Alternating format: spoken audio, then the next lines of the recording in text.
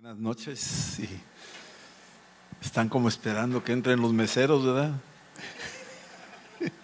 Lamento informarles. No, qué bueno. Bueno, nomás corrigiendo un poco, no sé por qué no lo han corregido ahí los de medios, pero dice 15 de febrero, no es el 15, es mañana 13, el cafecito de mujeres. Así es que por favor, vengan el 13. El 15 es el desayuno de varones, sí, a las 9. Así es que ahí les encargamos. Los que puedan, como dijo ahorita Rafa, invitar alguna amistad o algún familiar que quisiera venir para ser bendecido. ¿Sí? Bien, pues buenas noches. La semana pasada estuvo Enrique Uría compartiendo. Espero que, y hablé con él, ya está regresando a Kansas, de donde él viene, y confío en Dios de que haya sido de gran bendición. Y bueno, esta noche quiero continuar con el libro de Génesis, el libro de los orígenes. Y decíamos en la clase pasada, en el capítulo 4, cómo de alguna forma empezó todo el asunto del primer crimen que hubo, Caín matando a Abel, y luego cómo la sangre de Abel hablaba y Dios vino y confrontó a Caín, cómo Caín reconoce y finalmente es expulsado y le pone un sello, una marca, no sabemos qué señal tenía. Pero de ahí en adelante Caín se empezó a mover en otra dirección. Hay muchas preguntas, hay muchas teorías o interpretaciones de qué fue lo que hizo, pero en el mismo capítulo 4 vemos ahí a a Caín, que tiene ya una descendencia, y aparece Lamec, que es el primero que aparece, donde se empieza a casar con dos mujeres. Tiene descendencia. Algunos preguntan de dónde salieron esas mujeres, de dónde salieron aquellas otras personas. Muchos creen que aparecieron seres humanos espontáneamente en la tierra. No creo que haya sido así, porque todos tenían que venir de lo mismo, de Adán y Eva, y todos estaban y estamos infectados de lo mismo: muerte espiritual, muerte del alma y muerte del cuerpo. Entonces todos tuvieron que haber venido de lo mismo, de Adán y Eva. Pero entre ellos decíamos de que la forma en que la genética de ese tiempo era tan perfecta, la forma en que Dios lo diseñó, que la reproducción estaba en el mismo curso, podían tener hijos e hijas, y entre ellos sucedía esta combinación. Para nosotros es escandaloso pensar así, pero esa era la forma inicial en que se empezó a reproducir. Debido a la decadencia y a la caída del hombre, se hacían ese tipo de cosas. Luego se empezaron a combinar con la corriente que venía de Caín, y finalmente aparecieron otro tipo, por decir así, de gente que venían apareciendo en el camino. Y al final del capítulo 4 aparece ya el propósito de Dios, que nace Set, por decir así, que viene siendo la persona que desde ahí empieza a ver a alguien que preserva por decir así, el linaje piadoso, el linaje del cual viene Jesús. Ahorita lo vamos a ver. Y de esa línea estamos viendo ahora Set, que se mantiene, pero sí también sucede que se empiezan a combinar los descendientes de Set, pero no me voy a adelantar. Vamos de todas maneras a continuar en el capítulo 5, y nomás quiero mencionar que después de la caída del hombre en el huerto, se desató un proceso de decadencia, de corrupción en todos los sentidos. Afectó todo: el comportamiento de los animales, el comportamiento del clima, el comportamiento de la materia, el comportamiento de los vegetales. Todo empezó a entrar en un proceso de corrupción, de decadencia. Tú lo puedes ver todavía hoy en día, la forma en que existen estos animales feroces, cuando en algún tiempo Adán caminaba con ellos y no había violencia en ese tiempo. Podemos ver muchas otras cosas que dice aquí, en todos los sentidos, afectando a toda la creación, toda. Algunos de los vestigios de la vida que había en el Edén antes de la caída se mantuvieron por algún tiempo. Adán tenía una capacidad de duración, por decir así, tenía un cronómetro biológico diferente al nuestro, al que tenemos nosotros, porque en ese tiempo todavía tenían esa esa categoría, esa calidad que había antes de la caída. Y después de eso empezó a ir decayendo poco a poquito hasta que después veremos cómo se va reduciendo la duración del hombre aquí en la tierra. Había vestigios antes de la caída. Y dice aquí que hay algunos de esos vestigios que hasta la fecha existen, hasta nuestros tiempos. Hay ciertas cosas que había en el huerto que quedan ahí memoria, por decir así, de aquellas cosas.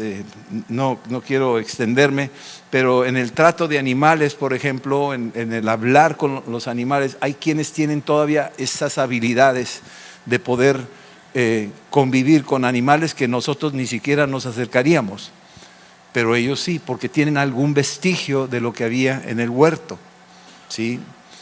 Hay un hombre que me impresionó mucho, que se metía al mar, allá por la parte de Canadá, en una bahía, y nadando venían las orcas, y él se movía con las orcas salvajes, ni siquiera domadas, y les hacía a él con un pandero, con una pieza, una tipo de platillo de pizza, y le movía, y salían las orcas y le pegaban también ellas, y había como una comunicación entre ellos, y yo decía, wow, eso no sucede en cualquier lugar, y menos si no es un entrenador, es un tipo que ahí le nació esa capacidad, esa característica. Y cuando vemos esto, volvemos a pensar que son como reminiscencias de aquello que hubo, que no está entre todos. Algunos sí todavía tienen algunos vestigios de aquello, pero hay otros que lo tienen mayormente desarrollado. Pero todo eso se fue perdiendo en el camino, se fue deteriorando en el camino. Ahora, el capítulo 5 es un capítulo extraño, medio raro para algunos cuando te metes a leer, porque te empieza a hablar de nombres y edades y años que duraron, y como que no tiene mucho de espiritual, pero sí lo tiene, y ahorita lo vamos a ver. Sí, el capítulo 5 quiere mostrar que había vida antes del diluvio, porque vamos a entrar al diluvio en el capítulo 6. Pero sí había vida antes del diluvio. Algunos creen de que Dios creó primero los dinosaurios y todo eso, vino la destrucción de los dinosaurios y luego hizo una recreación y apareció entonces el hombre y luego continuó con otro tipo de animales. Pero la Escritura nos dice que se murieron esos animales porque ya estaban infectados por el pecado de Adán. O sea, afectó todo el reino animal, el reino vegetal. Así es que algunos que han hecho descubrimientos y estudios comprueban de que los hombres caminaban con aquellos animales de aquel entonces, no eran antes de nosotros. Y esa es una doctrina que se ha inyectado mucho en las escuelas, haciéndonos pensar que los animales prehistóricos murieron antes y luego apareció el hombre. No, la Biblia dice que la muerte entró por el pecado de un hombre. Así dice, la muerte entró por el pecado de un hombre. Entonces va a tumbar toda la doctrina que traes ahí, y la intención de esa enseñanza es que no le creas a la Biblia. ¿Sí me explico? Que la tengas ahí como un documento histórico errado, y que hay demostraciones científicas que nos demuestran que los animales primero prehistóricos murieron y luego apareció el hombre. No, la muerte entró por el pecado de un hombre. Esos animales no se morían hasta después de que Adán pecó. ¿Sí estamos entendiendo eso? Entonces es importante que esto que estamos viendo en estos estudios va tumbando. Es como cuando vas con el dentista y te tumba el sarro que se te fue acumulando, ¿sí? Entra ahí el buril y empieza a pegarle ciertas áreas, y tú dices, wow, que me está quitando algo. Sí, te estoy quitando algo. Estoy tratando de que nos demos cuenta que mucho de lo que hemos asimilado ha puesto en duda la palabra. Pero la palabra no tiene por qué cuestionarse, es veraz, y la ciencia se inclina ante la palabra. Es una realidad. Bien. Ahora, estos dos propósitos que mencionaba en el capítulo 5, uno es para demostrar que había vida, había hombres antes del diluvio, descendientes de Adán, ¿sí? Y la segunda cosa es confirmar que la muerte de alguna forma ya estaba en proceso desde la caída de Adán y Eva. Empezaron a morirse los patriarcas que aparecen en el capítulo 5. Así es que cuando tú lees que duraron tantos años y luego murieron, quiere decir que ya esa descendencia de Adán ya estaban infectados de muerte, muerte física, espiritual y almática. Ya estaban en esa condición. Y eso es importantísimo para nosotros, saber que eso existía, ¿sí? Porque muchos creen que todo eso vino después y no es así. Entonces, para nosotros es importante, yo quiero entrar ahora a ver el capítulo 5 con punto por punto, para entender esto. Hay 10 patriarcas que se mencionan aquí, o 10 descendientes de Adán, de la línea directa de Adán. Ya no está Abel, que era el justo, que hizo el sacrificio agradable a Dios y lo mataron, lo mató Caín.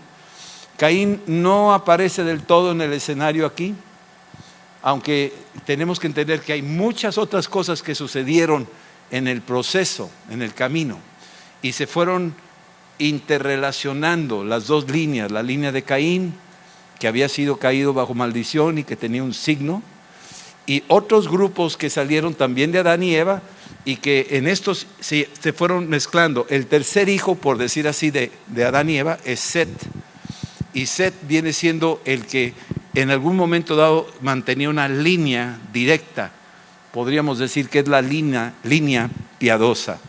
Versículo 1: este es el libro de las generaciones de Adán, el día en que creó Dios al hombre y lo hizo a semejanza de Dios, dice la Escritura.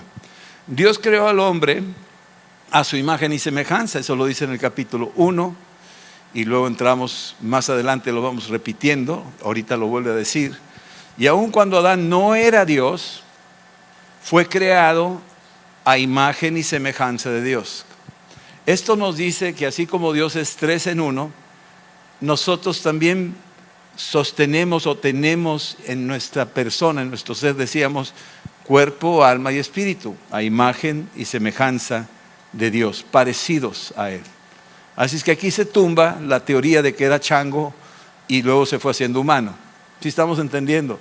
Entonces esas enseñanzas que te van poniendo un monito y que va caminando y se va enderezando y todo eso, y que te lo han inyectado y bombardeado para que le creas a eso, está tratando de sacarnos de la carretera de la palabra, haciéndonos pensar de que no, sí es cierto, fue una evolución.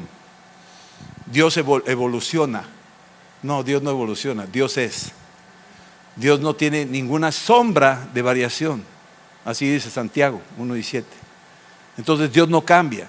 Entonces esa enseñanza de hacernos creer eso es con el fin de sembrar dudas sobre la Biblia, dudas sobre quién es Dios, dudas sobre quién eres tú y dudas sobre quién es tu prójimo.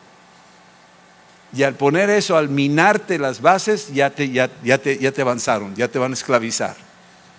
Versículo 2: los creó varón y hembra, los creó, no creó varón y hembra. Estaba viendo un análisis de cómo hacen las solicitudes para los aviones y preguntan, ¿es masculino, femenino, binario? Y yo, ¿qué es eso de binario?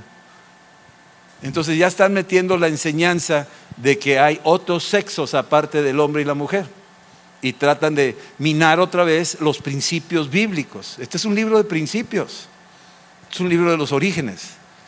Entonces cuando leemos eso y vemos cómo el mundo quiere imponernos la doctrina de que hay otros géneros, esa es otra forma de minar la palabra de Dios, de torcer lo que la palabra de Dios dice.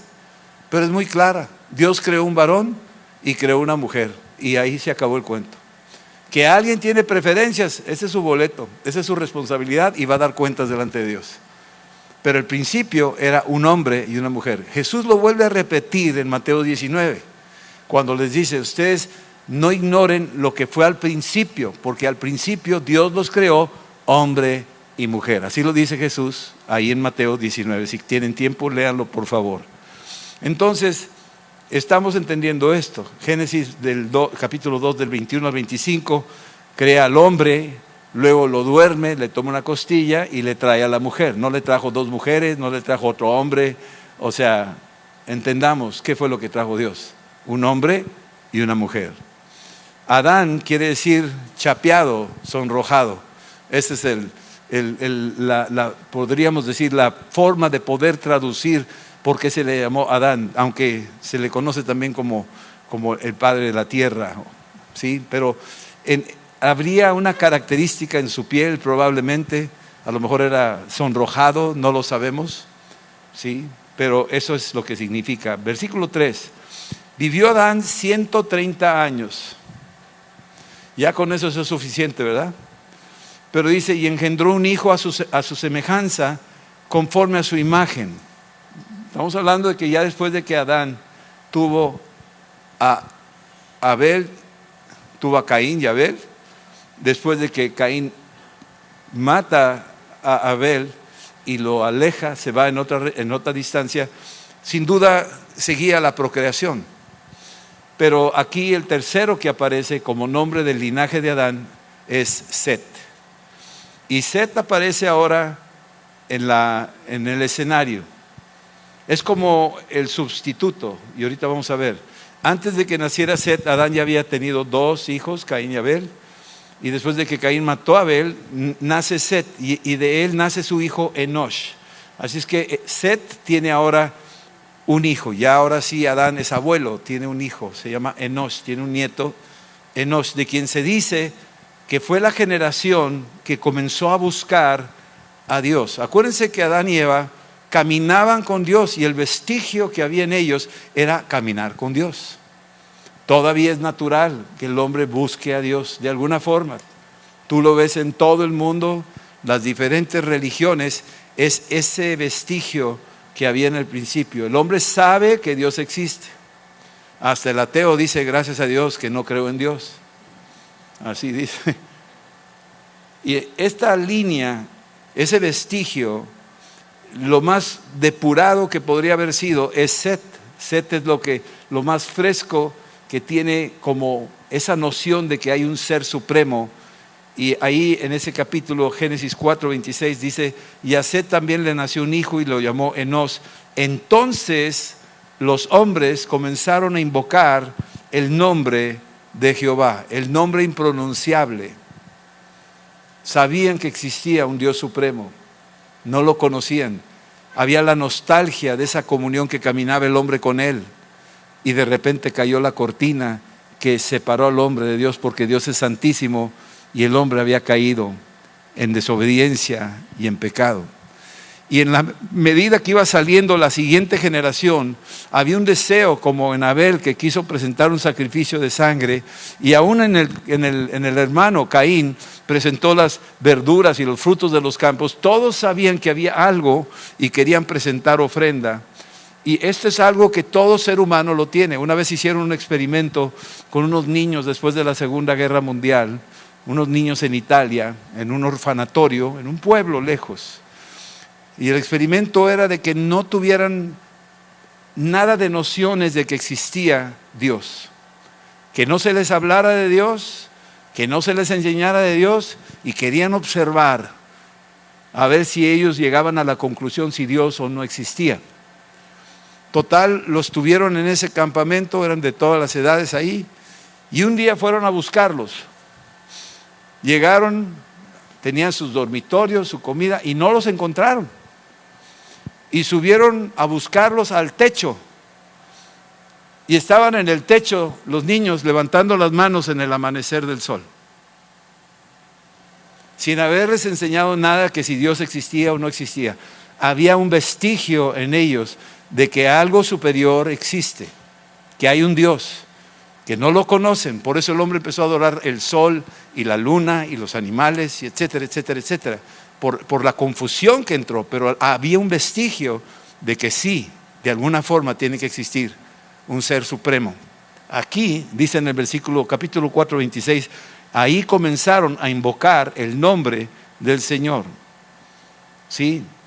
Ahora, versículos 4 al 5 dice, del capítulo 5, y fueron los días de Adán, después de que engendró a Set, 800 años.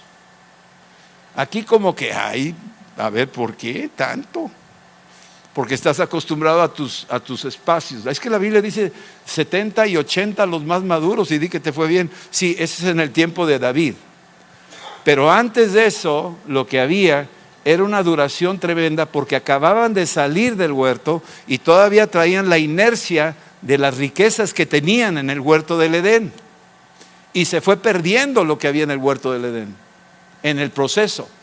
Es como lo que estamos viendo ahorita. Hace 1000 años el agua era más limpia y el aire era más limpio de lo que está ahora. Se ha ido perdiendo con el tiempo, ¿sí estamos entendiendo eso? Entonces, ese principio sucede en la misma condición de la edad. Y aquí después dice, y fueron los días de Adán, después de que engendró a Set 800 años, y engendró hijos e hijas. Aquí te empiezas a dar cuenta cómo empieza la reproducción. Acabamos de tener varios casos de familias que tienen triple gol, ¿verdad? 3 niños, hay otros que tienen 5. Yo no sé si eso había en aquel entonces, pero lo que sí te puedo decir que en 800 años o 930 años, digo, si estás ahí, te aseguro que has de haber tenido una población, como dijo Dios, fructificada y multiplicados. Se estaban multiplicando aceleradamente. ¿De acuerdo? Si nosotros en, ¿qué? 4 años, Adriana, 5 años, no sé. En 4 años hemos tenido 3 hijos. En 830 años, pues, ¿cuántos tendríamos? ¿Sí me explico? Y así, de los demás, era una reproducción grande. Y aquí lo voy a estar subrayando: engendró hijos e hijas. Y los 10 patriarcas engendraron hijos e hijas. Fueron todos los días que vivió Adán, 930 años, y murió. Yo sé que para la mentalidad nuestra podríamos pensar 1000 cosas, ¿no? Pues 930 años, seguramente pues eran otra especie, otra cosa, o a lo mejor están mal los cálculos, a lo mejor los años aquellos eran más cortitos y por eso le llaman 930. Y puedes pensar lo que quieras, pero la duración de la vida de estos que vivieron en el huerto del Edén, que caminaron con Dios y salieron, venían con algo, un ingrediente que se ha ido perdiendo con el tiempo. ¿Sí? Ahora, lo interesante es que Adán vivió 930 años. A él le tocó ver a los patriarcas también, a las otras descendencias, no nomás a Set. Algunos consideran que a Adán le tocó ver el diluvio, que a Adán le tocó ver la violencia que había en la tierra y la corrupción que había en la tierra, la decadencia. Yo me imagino que ha de haber llorado cada vez que veía eso, porque él sabía que él era el responsable de todo lo que pasó y todo lo que venía sobre su descendencia y sobre la humanidad y sobre la creación. 930 años. ¿Sí? Las mismas características que había en el Edén, sí, se fueron perdiendo en el camino. Y así como Dios le dijo, fuiste tomado del polvo y al polvo volverás. Eso fue lo que le pasó. Por eso llegó hasta los 930 años en Génesis 3:19. Es muy probable que, como les decía, que aquí Adán haya vivido de cerca las consecuencias, la moralidad, la manera en que se desbarató todo aquello que había diseñado Dios y que era bueno. Empezó a darse cuenta de que todo lo que se le confió empezó a echarse a perder. Versículos 6 al 8, hablamos de Set. Vivió Set 105 años y engendró a Enós. Y vivió Set después de que engendró a Enós 807 años. Y engendró hijos e hijas, otra vez. Cada quien era muy prolífero en su descendencia. Y fueron todos los días de Set 912 años y murió. Set vivió menos tiempo que Adán. Aquí empezamos a ver señales de que hay una degradación en la capacidad de duración. Aquí es una pequeña muestra. Ahorita vamos a ver cómo se va otra vez para arriba y luego se va para abajo. A partir del nacimiento de Enós, tiene su hijo Set, hijo de Set. Los hombres comenzaron a invocar el nombre de Dios, es decir, lo leímos en el capítulo 4. A partir de aquí, Set tiene a su hijo Enós y ya los hombres empezaban a invocar el nombre impronunciable, el nombre de Dios, el Yahvé o Yahweh, como le quieran llamar, o Jehová. Estaban buscándolo, querían conocerlo, querían acercarse, el deseo de ellos era volver. No sabemos si ellos también hicieron altares como lo hizo Abel y Caín, pero había el deseo de aquella nostalgia que habían perdido. Enós, en el hebreo se dice Enosh, y es una palabra que significa débil, frágil, enfermizo, quebradizo. ese es el nombre que tenía Enosh, ¿sí? El hijo de Set. Y esta descendencia de Set se le conoce, como les decía, la línea piadosa, de la cual vendría la genealogía de Jesús, hombre. Que quede bien claro.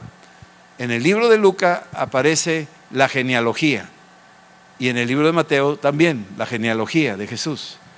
En el libro de Mateo te habla desde Abraham, pero en el libro de Lucas te habla al revés, empieza a una regresión hasta donde te lleva a Adán, pero pasa por Set, no pasa por Caín ni pasa por Abel, pasa por Set.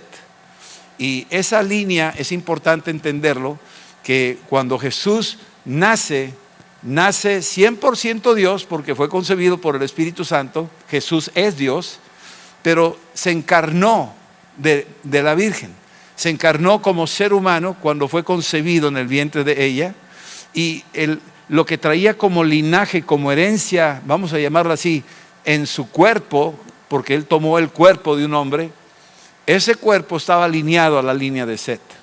Por eso esa genealogía viene de Jesús, hombre. ¿De acuerdo? Lucas 3, versículo 38 dice, de la descendencia de Jesús, cuando va en regresión, vamos leyéndolo, no lo voy a leer todo, pero nomás quiero leerte el versículo 38, dice, era hijo de Enos, que era hijo de Set, que era hijo de Adán, que era hijo de Dios. Esa línea te deja entrever que Jesús también se identificó con nosotros en la muerte, una muerte física. Podríamos hablar de también la parte del alma que entró por luchas, tentaciones, depresiones, sudó gotas gruesas de sangre, cosas así que nos identificó se identificó con nosotros en ese sentido. Sin embargo, ese linaje era necesario, porque ya lo había dicho Dios en Génesis 3:15. De la descendencia de mujer vendrá uno que te aplastará la cabeza. Entonces ya Dios estaba anunciando la manera en que iba a bajar aquí al mundo, dejando el trono y bajar al mundo, hacerse hombre para morir por nosotros. Y en su muerte le aplastaría la cabeza. ¿Dónde fue eso? En el Calvario. Había un cráneo ahí, en ese lugar que se llama Calavera. Ahí la cruz, ahí Jesús le aplastó la cabeza a la serpiente antigua, a la muerte, a Satanás. Ahí. Esa es la evidencia de Génesis 3:15. Continuando con el capítulo 5 de Génesis, del versículo 9 al 11, ahora aparece aquí hablando de Enos. Enos vivió 90 años y engendró a Cainán. Y vivió Enos, después de que engendró a Cainán, 815 años y engendró hijos e hijas. Noten que estos hijos e hijas que iban teniendo se iban casando entre los descendientes de los otros patriarcas. Entonces la tierra se iba llenando cada vez más y más y más. Y fueron todos los días de Enos 905 años y murió. Versículos del 12 al 14. Vivió Cainán, ahora la descendencia de Cainán, 70 años y engendró a Mahalaleel. Y vio Cainán, después que engendró a Mahalaleel, 840 años y engendró hijos e hijas. Y fueron todos los días de Cainán 910 años y murió. Noten la palabra y murió. Estamos hablando de que todos estaban infectados de muerte, todos, por lo que había pasado en el huerto. Vemos cómo se van multiplicando y cómo se van entrelazando las generaciones, con una longevidad tan grande. ¿Sí? La reproducción de los hombres se fue extendiendo en toda la tierra en muy poco tiempo. Se empezó a poblar la tierra rápidamente, y fue una forma en que Dios de alguna forma quería que la tierra fuera poblada. Era su propósito hasta la fecha. Ese es su propósito. Ahorita hay una corriente de pensamiento de que para qué tenemos hijos o los abortamos, pero Dios no ha cambiado. Dios quiere que fructifiquemos y que demos mucho fruto. Y que la descendencia de sus hijos así sea. Él quiere descendencia. Ahí lo dice en Malaquías. Él quería descendencia. Y a él le interesa la descendencia. Ahorita muchos se casan y no quieren tener hijos, prefieren tener perros. Estamos siendo educados a la contracorriente del corazón de Dios. Dios no quiere eso. Dios no quiere que tengas un perro por hijo. Dios quiere que tengas hijos. Ahora, ¿cuántos? Eso sí, ya cada quien, ¿verdad? Antes nos decían, la familia pequeña vive mejor. Pues muchos siguieron ese patrón y ahorita están en grave crisis. España ahorita ya no tiene capacidad de reproducción. Ya se pasó el nivel. La población española tiende a la vejez. Ya no hay niños, ya no hay jóvenes suficientes para la siguiente generación. ¿Y qué está pasando? España está importando gente de Sudamérica y están invadiendo los árabes, los palestinos, los marroquíes. Y ya España está cambiando su panorama por su humanismo. Y lo mismo le está pasando a Francia. Y lo mismo le está pasando a Alemania. Y lo mismo le está pasando a las naciones que están siguiendo el patrón del aborto y del no tener hijos.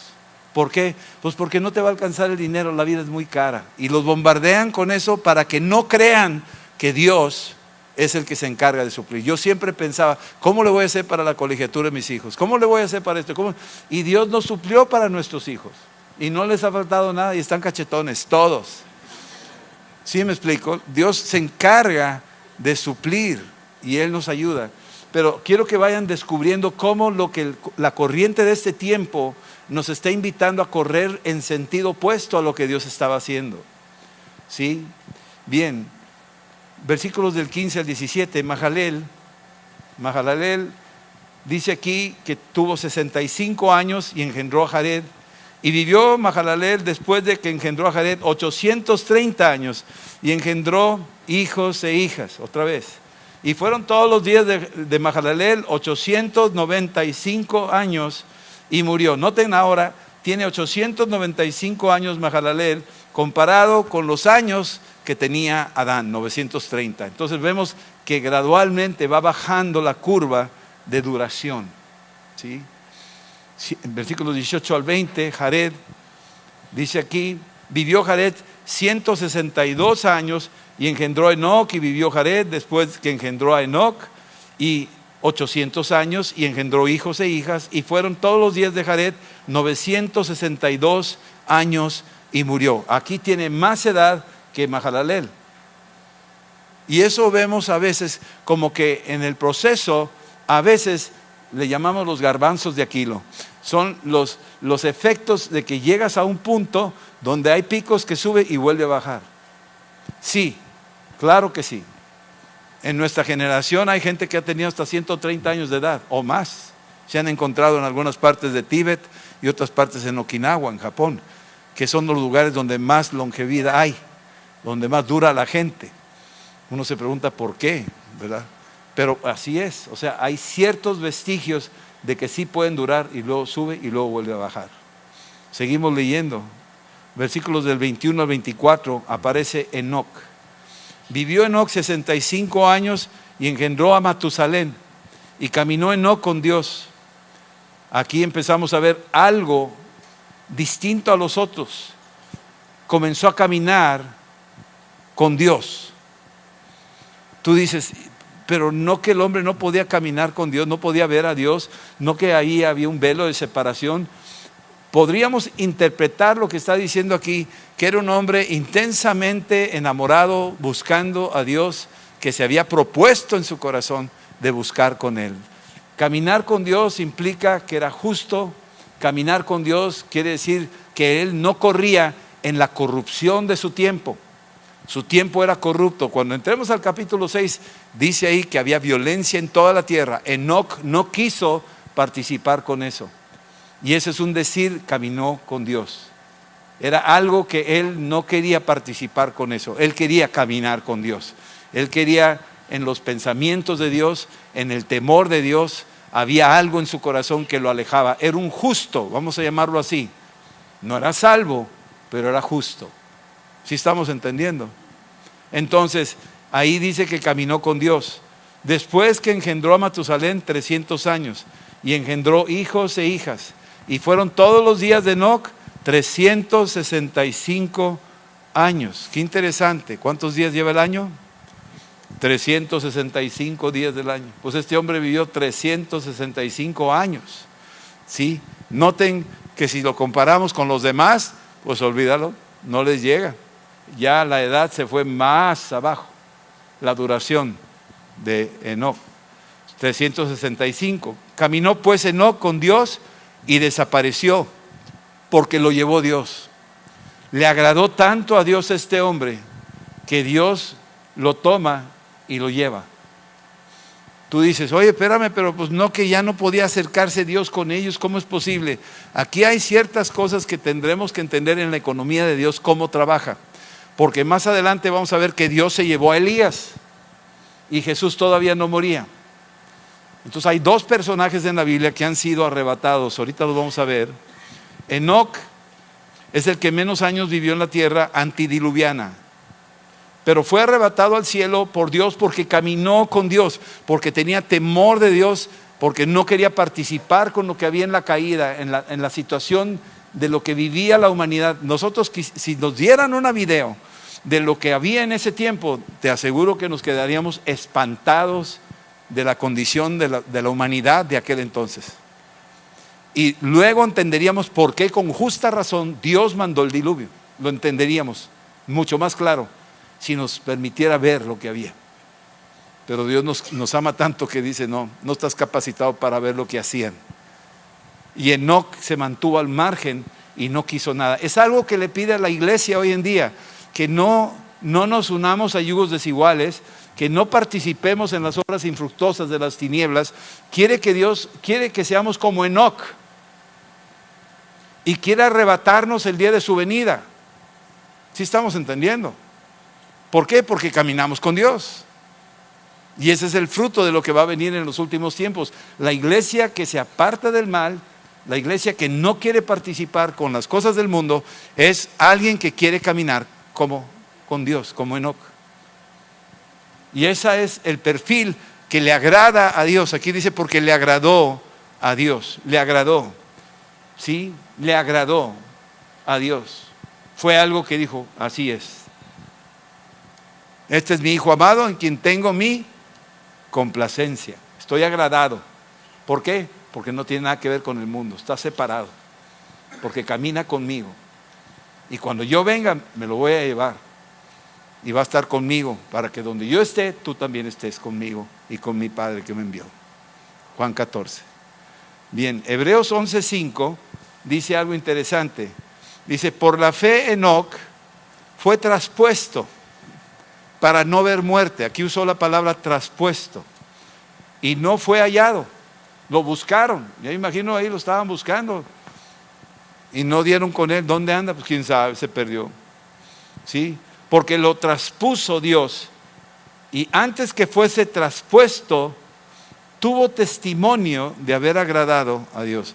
Antes de ser arrebatado, había dado testimonio a su generación de que él le agradaba a Dios. Era como cuando Abel presentó el sacrificio y subió agradándole a Dios. Ese sacrificio fue una evidencia para Caín de que había hecho algo que le agradaba a Dios. Aquí en este caso, Enoc, en su conducta, en su estilo de vida, lo que él hacía, daba evidencia a la gente de que él estaba haciendo algo especial y quedó como una señal a la generación esa de que este hombre hacía cosas diferentes a nosotros. Y por eso dice Dios, de manera que no tienen excusa.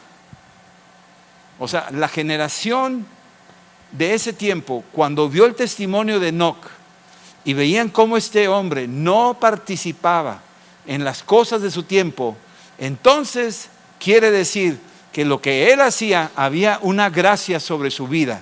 Los que lo rodeaban lo veían, tal vez se burlaban, tal vez lo criticaban, pero el día en que desapareció, la evidencia fue, hay algo aquí en este hombre y nosotros nunca lo imitamos, nunca le hicimos caso, Y dice, de manera que no tienen excusa. Yo les he mandado mi testigo.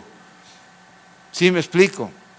La Escritura dice que cuando vayas a una población y les hables de la paz de Cristo y del amor de Cristo y no te oigan, sacúdete los zapatitos, sacúdete la ropa. Os digo que serán juzgados.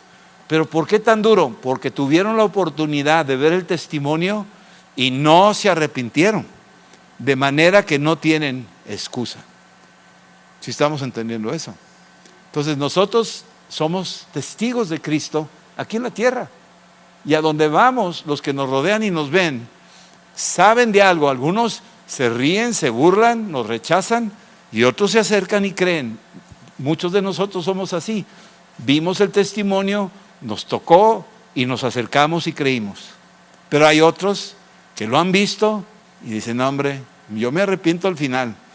Y les sucede algo, llega la muerte súbitamente y se van a presentar ante el Señor y van a comparecer. Dice que de manera que no tienen excusa. No hay manera de decir, yo no supe nada. No, sí supiste, claro que sí. Dios usa muchas maneras para darse a conocer, y no se esconde de nadie, ¿sí? Entonces esto fue lo que pasó en los tiempos de Enoc, que fue traspuesto. Y en el caso de Elías fue arrebatado o arrancado. Es como arrancar una planta. Las palabras parece que son diferentes, pero aunque sean diferentes, tienen el mismo contenido. Fueron sacados de donde estaban y fueron llevados a un lugar. Muy probablemente están ahí delante de la presencia. Yo todavía no puedo confirmar más que decirles, ahorita les voy a dar la escritura. Se cree que Enoc es uno de los dos testigos de Apocalipsis, junto con Elías, que también fue arrebatado en vida al cielo. Enoc no probó muerte. Elías fue arrebatado en carro de fuego cuando estaba Eliseo caminando con él, Segunda de Reyes, y fueron llevados al cielo. Estos dos personajes de la Biblia no probaron muerte. Es decir, hay dos personajes de la Biblia que están vivos en el cielo, que están en carnita. ¿Cómo es eso? No lo sé. ¿Por qué es eso? Tampoco te lo voy a explicar. Allá cuando lleguemos les preguntaremos, ¿cómo lo hiciste?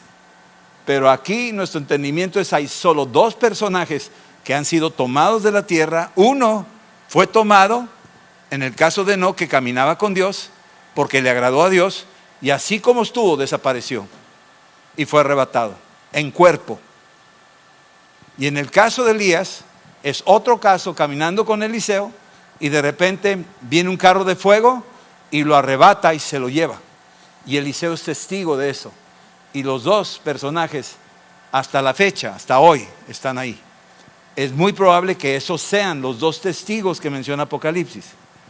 En Segunda de Reyes, versículos del 2 al 11 dice, y aconteció que yendo ellos, Elías y Eliseo, y hablando, he aquí un carro de fuego con caballos de fuego apartó a los dos, y Elías subió al cielo en un torbellino, en carne y hueso.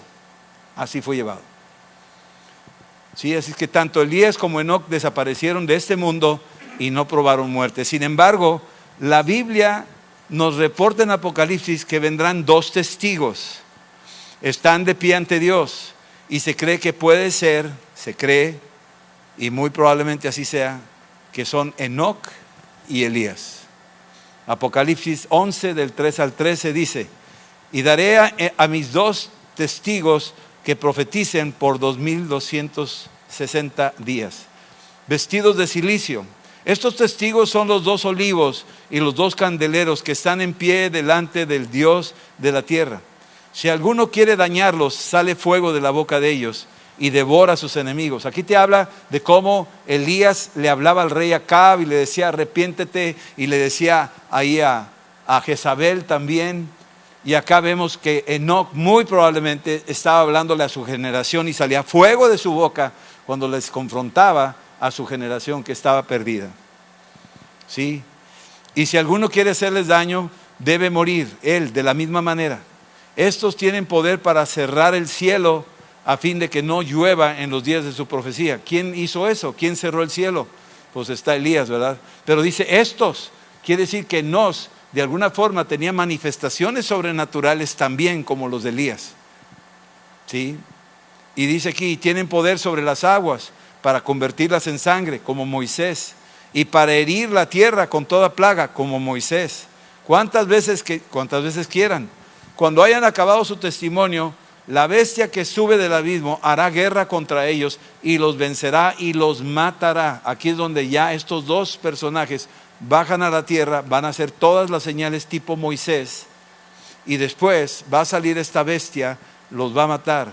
Sus cadáveres estarán en la plaza de la grande ciudad, que en sentido espiritual se llama Sodoma y Egipto. Es decir, Sodoma es lo que es cualquier cosita comparado con lo que había en los tiempos de Enoc. La degradación de los tiempos de Noé era terrible.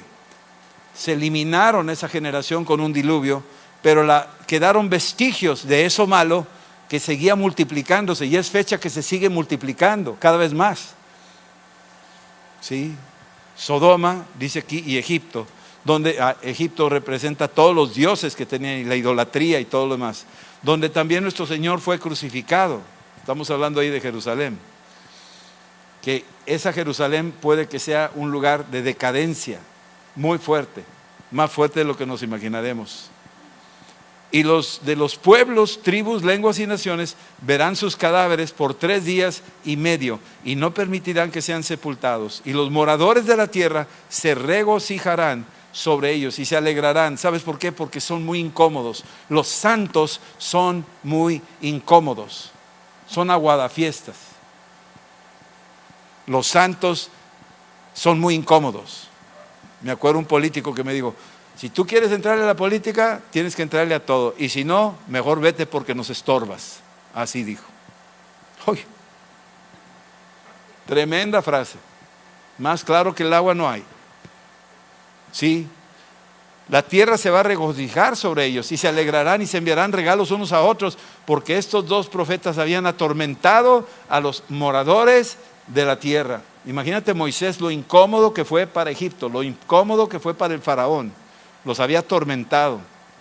Pero después de 3 días y medio, entró en ellos el espíritu de vida enviado por Dios y se levantaron sobre sus pies. Imagínate ahora Enoc, que subió al cielo en cuerpo y hueso y carne, igual ahí Elías, y de repente bajan estos dos personajes sin haber probado muerte, y de repente los matan. Quién sabe qué les hicieron, y aún así, de muertos, ahora Dios manda el espíritu de resurrección y los levanta. Tú dices: wow, man. Los levantó. Estos 3 días y medio entró en ellos el espíritu de vida enviado por Dios, y se levantaron sobre sus pies, y cayó gran temor sobre los que lo vieron. Y oyeron una gran voz del cielo que les decía: sube acá. Y subieron al cielo en una nube, y sus enemigos los vieron. En aquella hora hubo un gran terremoto, y la 10ª parte de la ciudad se derrumbó, y por el terremoto murieron en número de 7,000 hombres, y los demás se aterrorizaron y dieron gloria al Dios de los cielos. Wow. Son acontecimientos escritos, proféticos, que van a suceder. ¿Cuándo? No sé, pero vamos para allá. Versículos 25 al 27, Matusalén. Vivió Matusalén 187 años y engendró a Lamec. Y vivió Matusalén, después de que engendró a Lamec, 782 años, y engendró hijos e hijas. Fueron pues todos los días de Matusalén 969 años y murió. Aquí estamos viendo ahora a Matusalén. Matusalén es el que más años ha vivido en esta genealogía, en todos estos patriarcas. Este es el más viejo de todos, el que duró más, el más longevo, Matusalén. El que engendró Matusalén, que se llamó Lamec, no es el Lamec del capítulo 4. Lamec del capítulo 4 es descendiente de Caín. Este Lamec es descendiente de Set. Es otro. ¿De acuerdo? A veces se dicen los mismos nombres, pero hay que checar porque hay muchos Juanes y hay muchos Josés y etcétera. ¿Sí me explico? Entonces, no necesariamente es el mismo o viene de lo mismo, son diferentes. Matusalem es el más longevo de la genealogía, vivió 39 años más que Adán. Sí, bien. Versículos 28 al 31. Lamec. Vivió Lamec 182 años, engendró un hijo, llamó su nombre Noé. Aquí viene de la línea piadosa de Set y todo lo que hemos leído, esos 10 patriarcas, hasta aquí llega Lamec. Y ahora nace un personaje que es muy conocido, Noé. Noé dice, y mira lo que dice Lamec cuando nace Noé. Este nos aliviará de nuestras obras y del trabajo de nuestras manos a causa de la tierra que el Señor maldijo. O sea, el papá, en este caso Lamec, profetiza sobre Noé, declara una palabra sobre ese bebé y dice, este nos aliviará de nuestras obras. Algo pasó en ese tiempo, que la tierra resistía a la semilla, que la tierra producía abrojos y no el alimento que se requería. El hombre tenía que trabajar mucho más para poder sacar algo, no sacaba nada.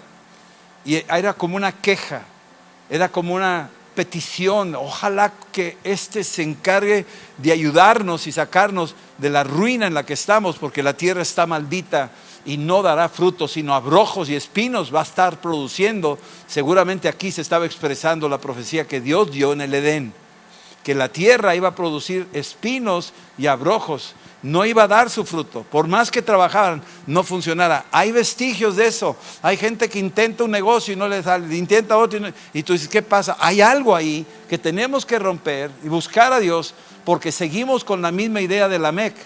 Algo pasa que no funciona lo que yo quiero, no prospero en lo que estoy queriendo hacer, no me responde la tierra. Hay algo aquí, hay como una maldición. Y entonces acude a la generación que le dice, tú te vas a encargar de ayudarnos, tú eres el que traes un manto y va a hacer que la tierra produzca, que la semilla que tú siembres va a dar fruto. Algo está diciendo aquí Lamec. Este nos aliviará de nuestras obras y del trabajo de nuestras manos a causa de la tierra que Jehová maldijo. Tú léete ahí Génesis 3, y la maldijo. La tierra no dará su fruto, dará espinos y abrojos. Se lo dijo, man. Y a la tierra volverás, porque del polvo te tomé y al polvo volverás. Así se lo dijo. Wow.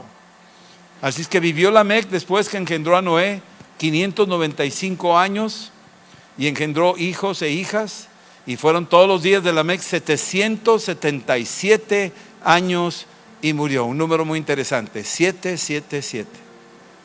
¿Sí? Casi diciendo el tiempo perfecto. El 7 es el número perfecto. 7 quiere decir también llegó tu término, la semana de 7 días. 777. Lamec es, por decir así, la parte final de ese linaje, y está ahora apareciendo el que va a continuar con una nueva época. Noé es la nueva época. ¿Sí? Noé significa descanso, significa quietud, significa reposo. Es lo que significa. Ya la humanidad está en plena decadencia, violencia, está la situación muy complicada. Jesús dijo que como en los tiempos de Noé, así sería la venida del hombre. Así es que estamos viviendo muy de cerca, todavía no vemos todo, pero muy de cerca a lo que vivieron en los tiempos de Noé. Como en los tiempos de Noé, así será cuando venga el Hijo de Dios. Así será. Lamec profetizó sobre su hijo Noé. ¿Sí? Y Noé sería él el que les daría y les ayudaría a trabajar. ¿Sí? Y versículo 32, aquí termina este capítulo 5. Siendo Noé de 500 años, engendró a 3 hijos: Sem, Cam y Jafet. Estos 3 hijos los engendró Noé. Más adelante veremos en los capítulos que siguen, en el 6 y en el 7, también en el 8 un poco, lo que sucedió con estos 3 hijos.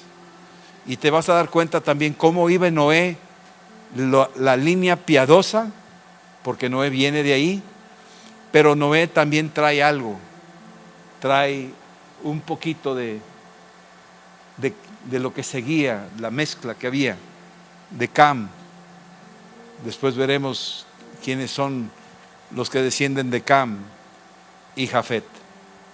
Noé engendró a 3 hijos, 3 grupos importantes. Sem, donde podríamos decir que son de la línea piadosa, los semitas. Cam, que significa caliente o ardiente. Y finalmente Jafet, que significa expansión. Para entonces, aquí terminamos, el mundo vivía en un desenfreno total, que ya era insoportable. Y Dios dijo: hasta aquí llegaste. Vamos a orar. Señor, esta noche te decimos gracias por tu palabra. Gracias por lo que tú nos concedes entender de ella. Y yo te pido que sigas revelándola a tus hijos, a todos nosotros. Que los que no te tienen, Señor, como Señor y Salvador, Señor, el único que te agradó perfectamente fue Jesús, tu Hijo amado. Queremos que Jesús sea nuestro Señor y que Él venga a nuestros corazones y que Él nos salve. Si alguien quiere recibir a Cristo esta noche, tú lo puedes invitar y decirle: ven, Señor Jesús, ven y sálvame, ven y perdona mis pecados. Yo quiero agradarte a ti, yo quiero caminar contigo, Señor, en el nombre de Jesús. Ven al corazón de tu pueblo, Señor, y llénanos de tu Espíritu Santo, que seamos testigos de Cristo en esta generación que tanto te necesita. Y Padre, líbranos del mal, líbranos de las influencias del mundo, de los engaños, y no nos dejes caer en tentación, porque tú eres el único Dios verdadero. A ti sea la gloria, el poder y la majestad por los siglos de los siglos. Amén. Amén. Bueno, pues buenas noches y Dios los bendiga.